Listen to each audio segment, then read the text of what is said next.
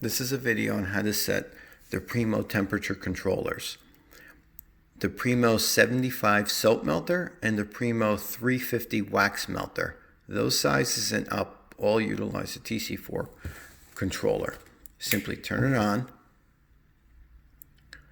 It's calibrating, and then it measures the temperature within the tank, which in this case is 106. And then let's say we want to change the temperature.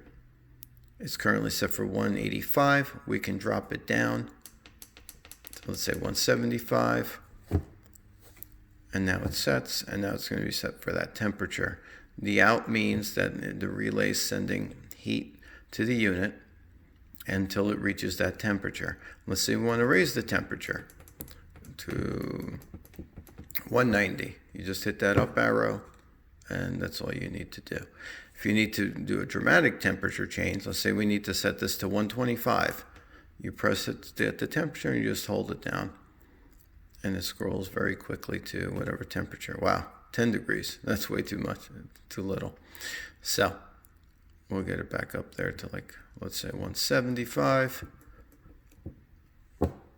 And that's all you have to do, just the up and down. Thank you.